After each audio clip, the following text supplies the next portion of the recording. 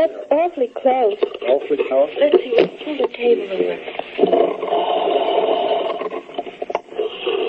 Frightening thing, you know. This object here. Well, probably a microphone. Okay. 5 came out in 1 month, and Howard Hughes had just had his aeroplane accident, remember? And he sent for them, and I went to 20th, where Ben Lyon was head of casting. And didn't I tell you that? No. Well, he came out. There was a long waiting on these hard benches. We were sitting out. People of all ages and sizes and everything. He came out, he says, "Who is this girl?" So he said, "I look so fresh and young," and I don't know what all. He was very enthusiastic. I mean, he said, he says, you had high hopes for me. Well, they made a Technicolor test the following day, which was unusual, but they sort of sneaked it in. All of them got together in the talent department, and they put me under contract, under a stock contract, for a year, and then I was dropped. And then I was hired at Columbia. Then when I was hired back after the Asphalt Jungle, the 20th Century Fox, Zanuck said, "I understand you used to be here." I says, "That's right." "Well, things are quite different now." I said, and he said I had a 3-dimensional quality having to do with sex. He says, quite reminiscent of Harlow. And it was interesting since Ben Lyon had been saying that. Oh, yes. Yeah. Because, I wanted my mother's maiden name because I felt that rightfully was my name. I couldn't take my father's name very well. So I wanted at least something that was related. So I said, I want the name Monroe, which was my mother's maiden name. And the true things rarely get into circulation. It's usually the false things. Yes, that's what she claimed. But as a friend of my husband's says, he was one of our lesser presidents.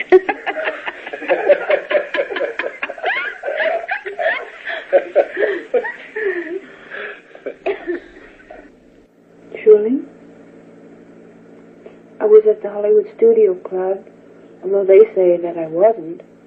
I was. I know. It was me. It happened to. Was I? It was me. Was I. It was all true. I was behind in the rent, and they usually let you get about a week behind in the rent. And since, they write me and they say, "You're the only one who doesn't support this wonderful, wonderful. It's not so wonderful unless you're working and paying your rent." Tom Kelly had asked me, I had done some beer ads for beer for him, and he had asked me to pose nude. Actually, I'd be in a bathing suit or something like that. So he asked me to pose nude, and his wife, Natalie Kelly, she'd be in the dressing room, and I'd be getting dressed and changing. So she said to him, probably,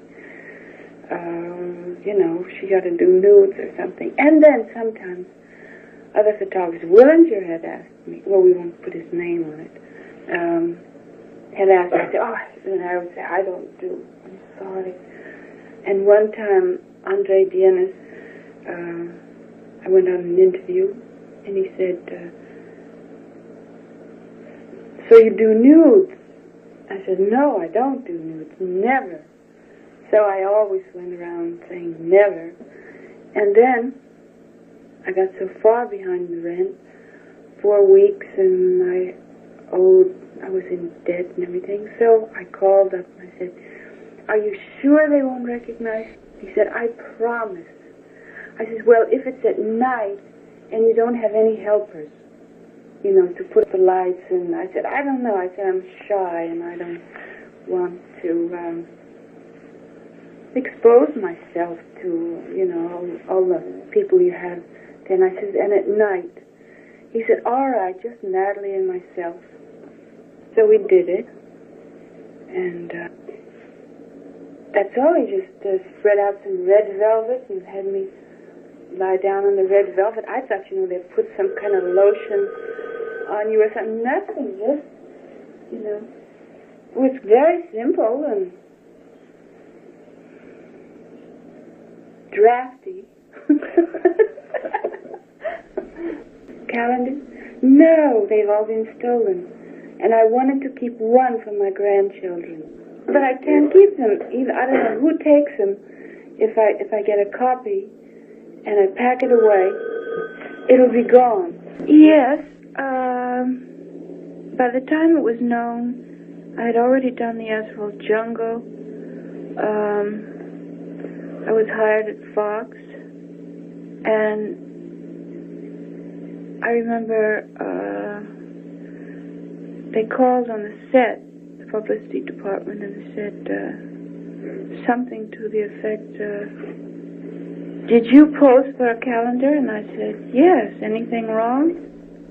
There was great anxiety in their voices. Don't say you did. Say you didn't. So I said, but I did. I signed the release, and I did, and I feel I should say it, so I did say that I did, and they were very unhappy about it. And then the cameraman who was working on the film at that time, he got a hold of one, and he asked me if I'd sign it. And so I said, yes, I would. I signed it, and I said, to him, and then his name, and I said, this isn't my best angle, and of course they got madder, the studio. And they said, but you can't sign those. And I said, but it's me, and they'd rather have these than the other signs. If they're friends, I don't sign for strangers, but they're friends. Or some I said, do you like me better with long hair? Because the hair was down to here, my hair, before I did the Asphalt Jungle. Little by little, I think Fox got used to it. Ja, du hungrar väl inte bara efter mat? No, I was really hungry to eat. When you live at the Hollywood Studio Club, you get 2 meals a day. You get breakfast and you get dinner. Of course, it doesn't taste very good, but still you eat. I always supported myself. I was never what you'd call, I don't know, how can I say it? No one else ever supported me in my life. In my older life, But I didn't. I had no family. And, I had no place to go just to have a roof over my head. Of course, a lot of people said, well, why didn't you go and get a job in a 10-cent store? Something like that. And because I didn't have a high school education, they wouldn't accept me. That's not true.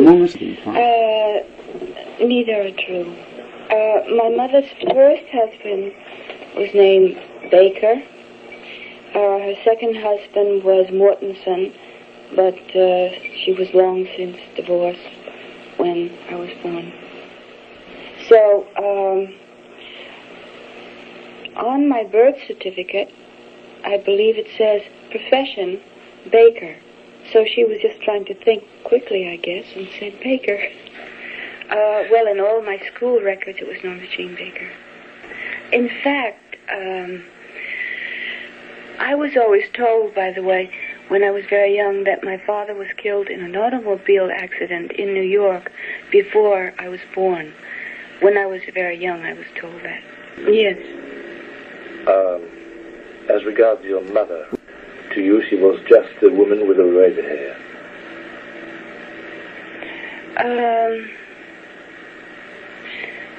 Actually, she was. You see, when I was very young, I called every woman I would see, I'd say, oh, there's a mama. And if I would see a man, I'd say, there's a daddy. Or papa, I guess you say in French. So, to learn that she was my mother was quite a shock. You know, it was the woman with the red hair. The people I was staying with, I was about 3. And one morning I was having a bath, actually. And I referred to the woman as Mama. And she said, I'm not your mother. The one who comes here with the red hair and so forth, she's your mother. Don't call me mother anymore. Call me Aunt so-and-so. But the one I was concerned was her husband. I says, but he's my daddy. She said, no. You call him Uncle so-and-so, although they weren't my aunt and uncle. I never lived with my mother. I don't know about the 12 days old. I don't remember, but I know I was very young. Did you ever see that? No. I used to ask where my mother was when I don't know, it was about, well, when I was put in the orphan's home, and I refused to go into the orphan's home. I mean, I said, I saw the orphan, I could read at 10, orphan, and I put my feet down on the sidewalk, and they had to drag me in. I said, I'm not an orphan. And so, I thought, well, she's dead somewhere, and then later some people said, well, it's better you forget about your mother. I said, well, where's my mother? And I said, well, it's better you forget about her. She's dead. So I was told that. So whatever, invented, I don't know what they mean by it. It was all kind of vague. You know, I couldn't find out anything for sure. I wasn't 8 because when I was 8, I remember where I had, when I had a birthday at 8 years old, and so I would still be 7, and my mother did buy a home, but I didn't see her very often. It was very,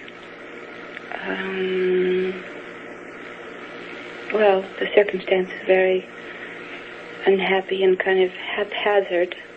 I didn't see her very much. The English couple that I told you, they were the couple. They came to live there in the home, but we only had the home for about, maybe, I don't even think it was 3 months.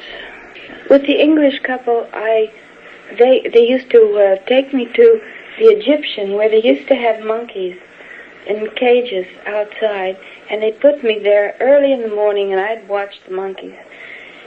Or else they'd take me to the Grum's Chinese. I tried to fit my foot. My feet prints are there now, but I would try to, but they had these, what do you call those, high-vamped. Ja visst, Gloria Swanson on Replik. Yeah, and I never could get my feet in there. My feet were always too big.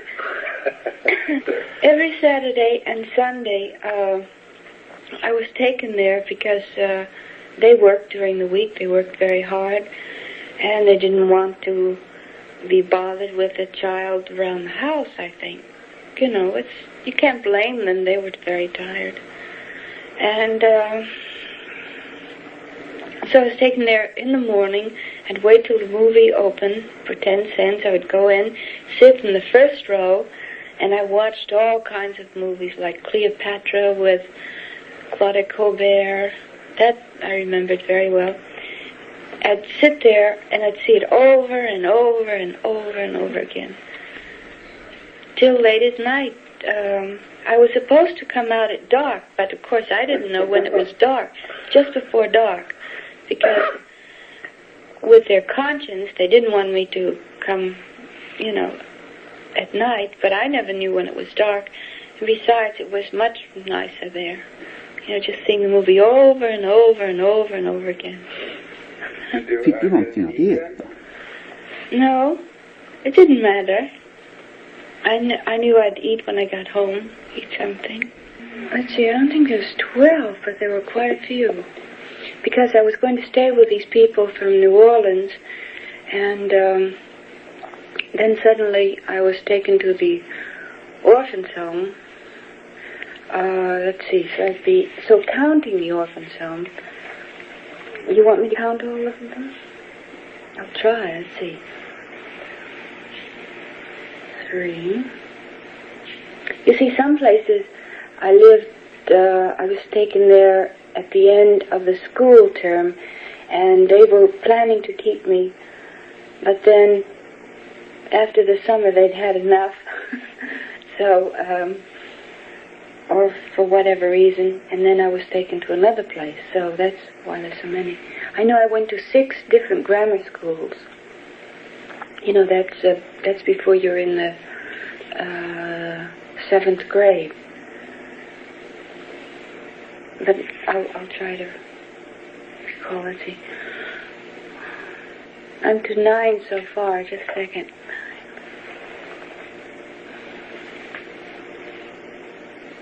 10. 10. But I moved back to a place where I had stayed. So that would make 11 different moves, but 10 counting the orphan's home. 10 different places. The time is... Oh, it's such a bright, cheerful place. According to McCall. I guess it is now. They've made a lot of improvements. I used to sit up in the window and cry because I'd look over and I'd see RKO, and I knew my mother had worked there, and she'd been a cutter there, and all the kids were asleep. I used to sit up in the window and at night, and as I say, when everyone was asleep, and when I went there to work during class by night, I stood there and I wanted to see back to see if I could see the orphanage, but you can't. It's too many sound stages in the way, and office buildings and homes. Oh, by the way, I slept in a room with 27 beds because they say some other number. I know when I read it. Because you had to work your way to the honor bed. You start with 1, well, really the 27th bed, and you had to work your way down and around, and then you could work yourself into the other dormitory, which had fewer beds, but I got there once, but once I was putting on my shoes, and the matron said, "Go downstairs, I'm tying my shoe." She says, "Back to the 27th bed."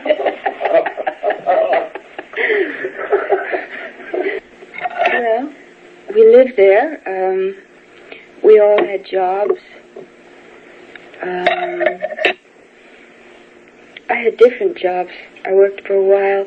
Oh, we'd get up at 6 in the morning, and we did our work before we went to a public school. It's very, well, it's bad to have children from an institution like that go to a public school, because in the public school the kids say, "Oh, they're from the home. They're from the home." Orphans. And, you know, and you feel, I always tried to go around as if I were one of the other kids, you know, and we all were ashamed, you know, to have been from the orphan's home. Well, I was very tall and thin. I was taller than I was as tall as I am now. And very, very thin. At 11, things changed.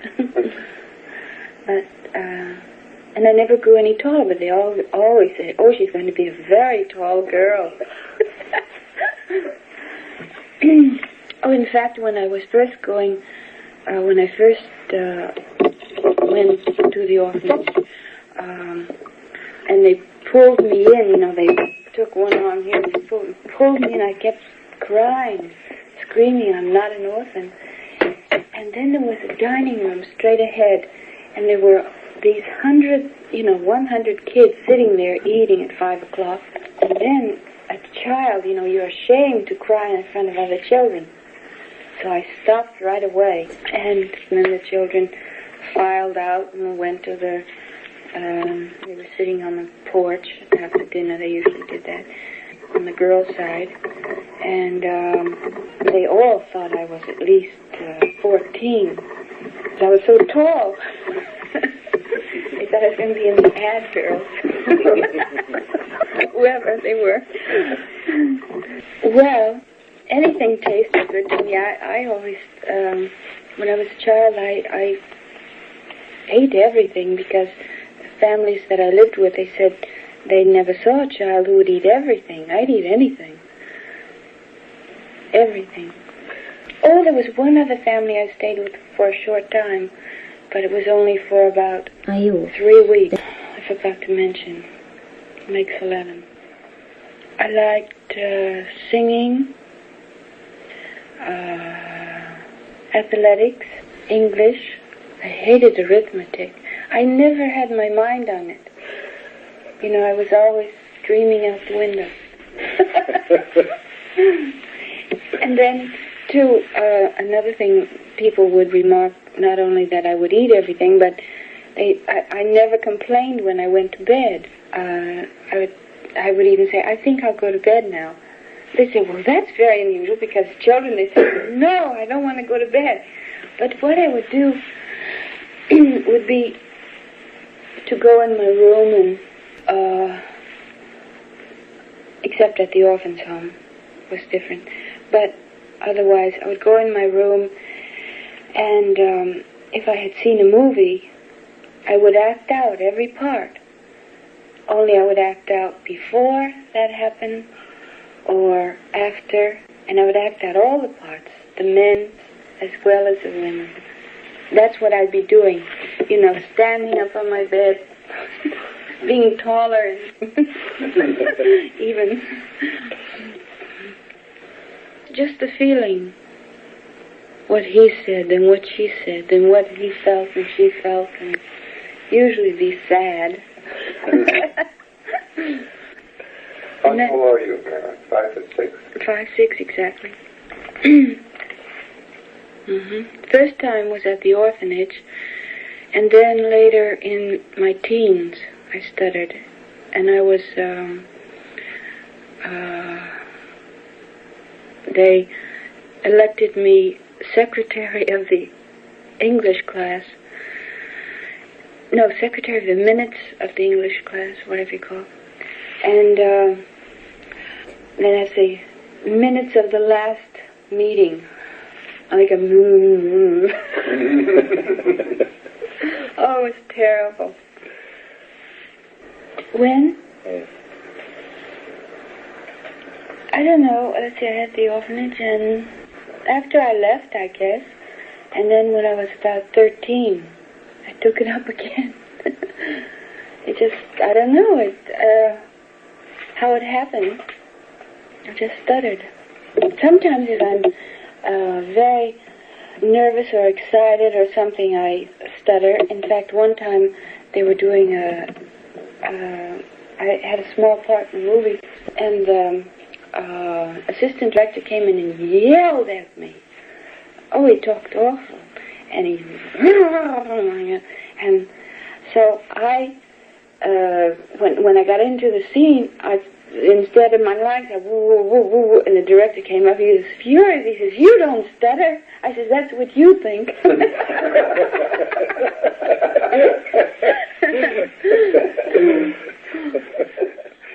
Oh, it's painful. Oh, God. Well, when I went to live with a woman, her name is Mrs. E. period, Anna Lauer, and I used to do the dishes in the evening and whistling, and she said, "I never heard a child sing so much." So I did it during that period. I liked being with her, staying with her. I always kept in touch with her. I loved her very dearly. And then I adored her. Well, they used to call me the mouse, because I didn't I never said anything, and I was quiet most of the time, except with other children. I had imagination. Other children liked to play with me because I could think of things. You know, I'd say, now we're going to have a murder, then a divorce, and then they say, how do you think like that? I don't know. So other children, you know, I could be myself with other children, but with grown-ups, I was always very quiet. Went around about doing my work, you know, whatever I had to do. Oh, no, okay. How did that happen? I don't want to say too much. Well, Grace arranged it. She and her husband were going to West Virginia, and they were going to put me in a home, or, you know, like I'd been before, or I could marry this boy who was 21 at the time. So I married. Oh no. I was 15 turning 16. When marriage took place, I was just turned 16. In the state of California, you can marry at 16, a girl. But it was arranged when I was 15. No, not at all. Then he was drafted to go into the army, but instead he went to the Merchant Marine. Yes, towards the end of the war, I divorced him. And I divorced him, no, I was 20. I went to Las Vegas to divorce him. I don't know why. If they let you do one, they let you do the other. Well, how does it feel being yourself? That's exactly how I feel. I don't know. One time a very wonderful director, Kazan, said I had no ambition. That was my problem, my trouble. But I would like very much to be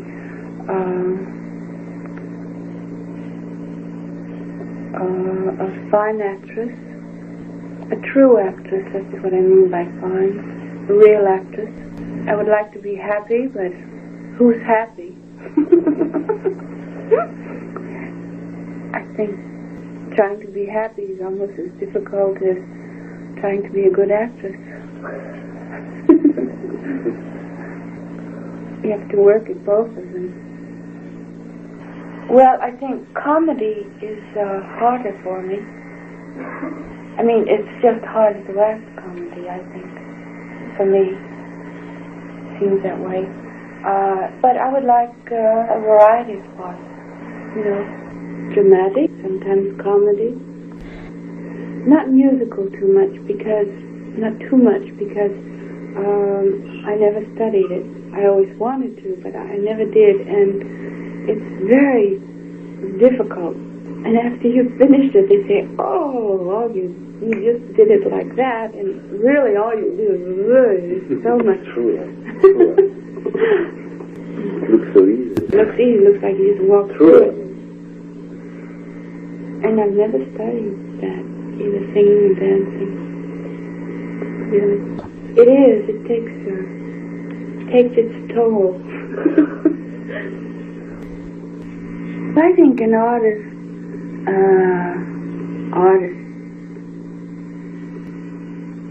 I consider myself becoming an artist, so you excuse me, some people will laugh. I don't apologize to you, but to them I apologize.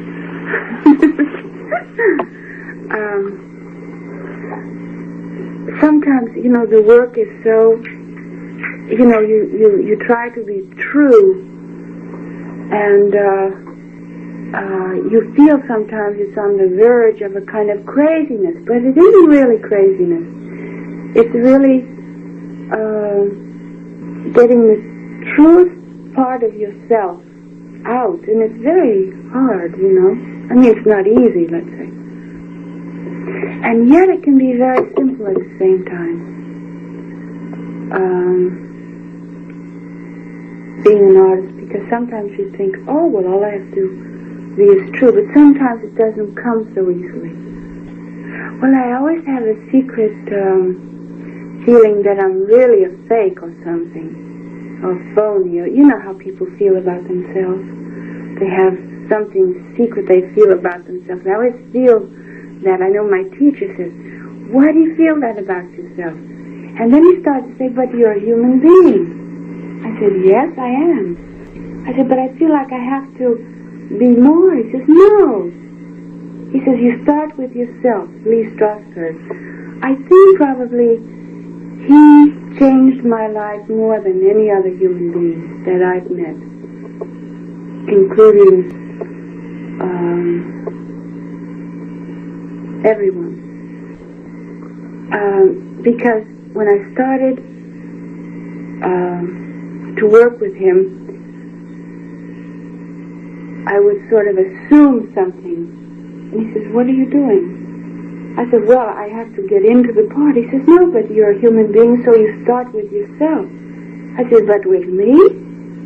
He said, yes, with you.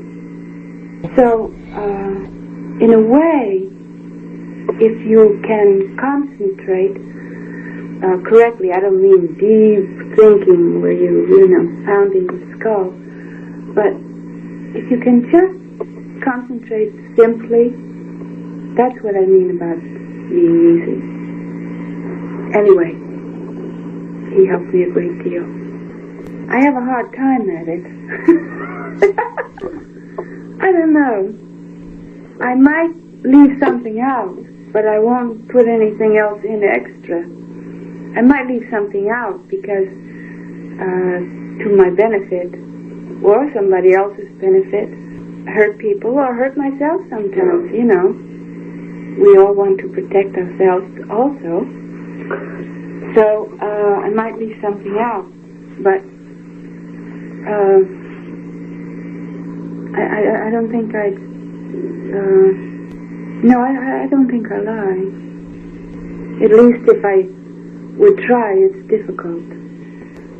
But I do want to be wonderful. You know, when I walked out of 20th Century Fox and I went to New York and I stayed for I don't know how many months, 15 months, 13 months, I don't know how many months. And the lawyer, you know, he said, he was telling me about my tax deductions, my I don't know what, and about, lawyer for 20th Century Fox. And I said, I don't know about that. I only know I want to be wonderful. Because you say that to a corporation lawyer, he thinks you're mad. And that's at the bottom of everything, you know, that I do want. People were making them up. It's not true. There was nobody there that was smart. They never made them up. And they're often more abashed by them, horrified. Yeah, like, well, you know, they ask you questions like, just an example, what do you wear to bed? You wear a pajama top, the bottoms of the pajamas, or the nightgown, or what kind of... So I said, Chanel number 5, because it's the truth. And yet I don't want to say nude, you know, but it's the truth. Or, I don't know, all of those things come from the truth. If you ever get any of those things you want to ask, what does it mean, I'll tell you where the truth comes from, or what it does mean. Because as I say, I leave things out. I don't elaborate sometimes. But it'll be from the truth. Because otherwise, it's hard to know where to start if you don't start with the truth. Okay, here, I get up early in the morning. I jump into my clothes, get my belongings together, get in the car, and I have a driver. He brings me to the studio. Then I have somebody waiting here who makes my breakfast. Then they start with the hair and the makeup, and I eat while they're doing my hair. And then they leave it that way while the makeup man, he comes in and he does the makeup. And then they comb out the hair later. And they put on the body makeup and then the clothes. I don't like to rush this process because I find if I rush, I'm very tired. By the time I have to do a scene, I'm all worn out from rushing through the hair and the makeup and the clothes. So I like to do it leisurely, like I like to dress when I go out in the evening. I love to dress leisurely. I like to soak in the tub, then leisurely. I like music. I think that we're rushing too much nowadays. That's why people get nervous. Well, I don't think I'm late all the time, but maybe it is because I can't go as fast as other people. You know, people that get in automobiles, they run into each other because they never stop. They're going like that, and I don't think that mankind, it's intended for them to go like that. They're not supposed to be like machines. And I think you get more done the other way, by doing it more sensibly, more leisurely. Mr. Cukor on this film has been very wonderful to me, in as much as he lets me come in an hour later than I would usually come in. So it helps because I'm fresher at the end of the day. It helps. He says he does it for my work, and I think it's so. I think actors in movies work too long hours. The hours are too long. Always, nearly always. Sometimes I feel a doom set over me. Just as I'm walking on the stage, it's just like a doom sets on me. I don't know why, but I get over it sometimes. Sometimes it lasts all day.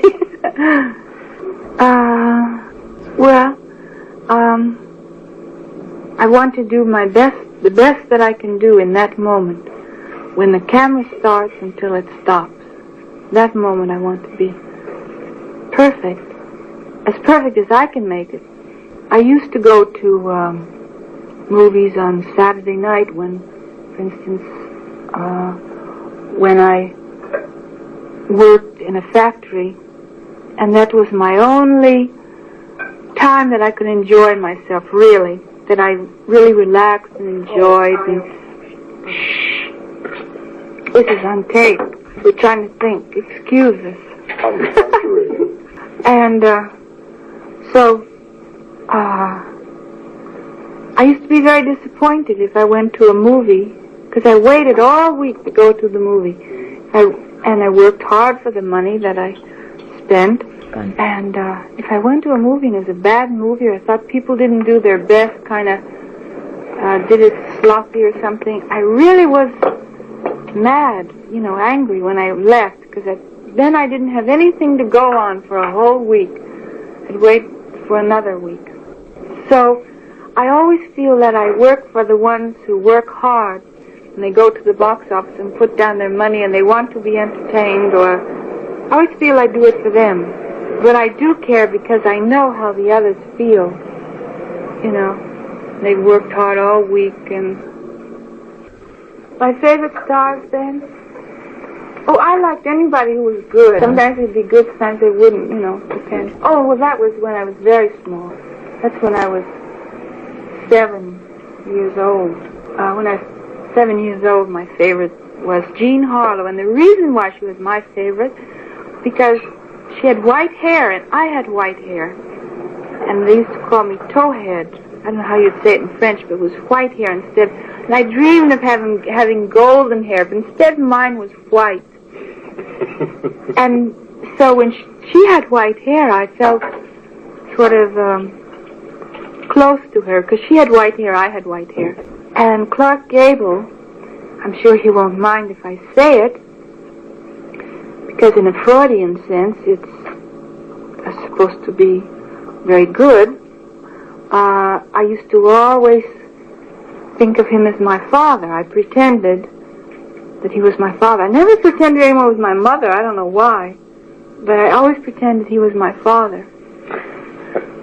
I was just 7 years old, and he was a very young man, and I thought that's how I wanted my father to look.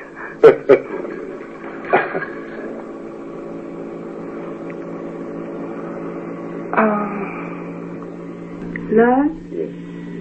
I think it's a rare thing, and not to be discounted at all, not to be pushed away in a corner. I find that's why I like poetry, I think, also. They don't discount it. They take it for its worth, its value. It's one of the most important things that ever happens to us. I think the most important thing. I think love and work are the only things that really happen to us. And everything else is just, doesn't really matter. And I think one without the other isn't so good. I think they both need, I don't know. I'm only 34, I have a few years to go yet. But I think it's, I think it's the most important thing. Because even work is a kind of love. It's something that you love to do. Even workers, factory workers, I used to take a pride in the way that I would do it. Even though I did it very fast, I would take a pride in the fact that I would do it exactly perfect as I could, So I think that, well, I guess I'm a little impetuous, Paula says. Exclusive. I think I am, because I have very few friends, but not to be exclusive. It's just that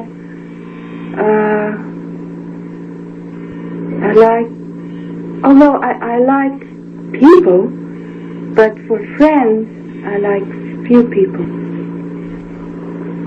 A few people, I guess you call it.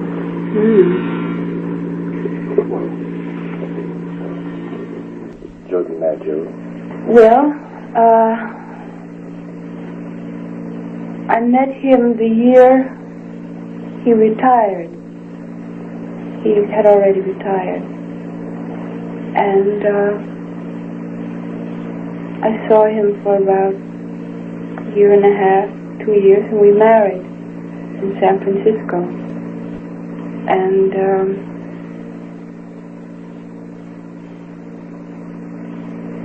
his background,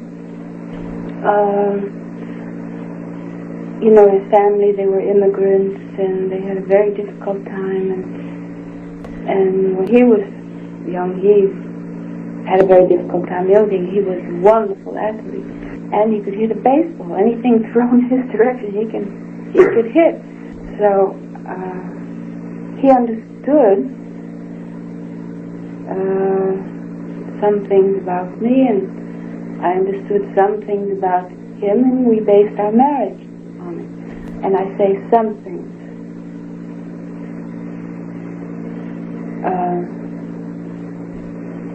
Well, I don't want to say that. I just say we understood some things about each other. He has a very sensitive nature in many respects. One thinks of an athlete as being, I don't know, not having that, but they do. Our marriage wasn't a happy one. It ended in 9 months, unfortunately. I don't know what else to say.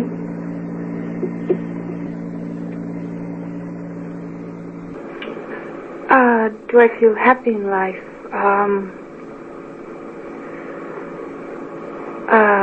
Let's see. Let's say I hope I'm finding happiness. All right? Well, for me, if I can realize certain things in my work, I come the closest to being happy, and I can say that also about my life. Well, it only happens, I think, in moments, sometimes when I'm working, and I'll be able to fulfill a scene truthfully, and then I think I'm the happiest. Well, I find it very stimulating to keep studying and working, but I'm not just generally happy. If I'm generally anything, I guess I'm generally miserable. I don't know. Sometimes, I think. You like... I don't know. I think sometimes I do, sometimes I don't. Which is natural, I guess, for everyone. I would like to be more sociable than I am. On some days. Sometimes I'll chat when I'm not pleased, but sometimes the work itself requires more, that I'm quiet and to myself more. And other days, like doing a musical number, I try not to get too, I like to be more outgoing because that's what I have to express, and so I try to keep it general. I try to. Even if I feel like it or not, I'll try to make the effort to make contact with people around me. Yes, because I could easily be alone. It doesn't bother me to be alone. Some people I know, they don't like to be alone. I don't mind it. I need it as a rest, and yeah, it kind of refreshes myself. Yeah. And a rest. Yes, I think there's two things in human beings that they, as I think there is in myself, that they want to be alone, but they also want to be together. You know? Because I think I have also a gay side to me, also a sad side. And I think that's the way with people also. Yes. But there is something in people where they need solitude for a while.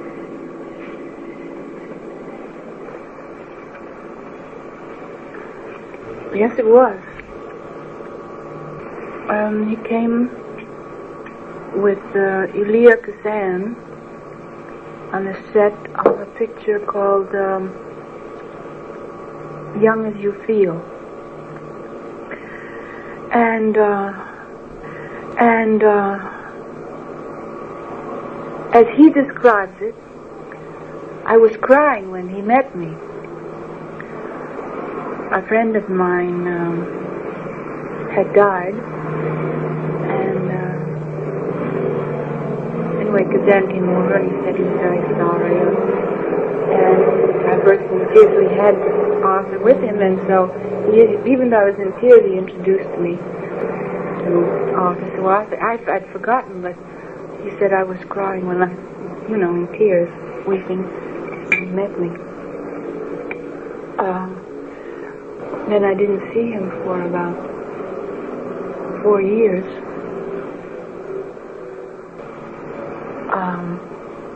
I used to think that maybe he might see me in a movie. For instance, there would be 2 pictures playing. They used to have it. I thought I might be in the other movie. He'd see me and I'd want to do my best. Because he said that he thought that I should act on the stage. And people who were around heard him say it. They laughed. But he said, no, I'm very serious. At that time, I mean. That was in 1950. In 1950. Does one ever know that? I mean, I know certain qualities that I remembered at the time, but I don't know exactly what... I think that's mysterious. No, I can't say he gave me a feeling of security. There wasn't any reason for him to, really, except he treated me as a human being, and he was a very sensitive human being, and treated me as a sensitive person also. I don't know how to describe it. No, of course it's very difficult.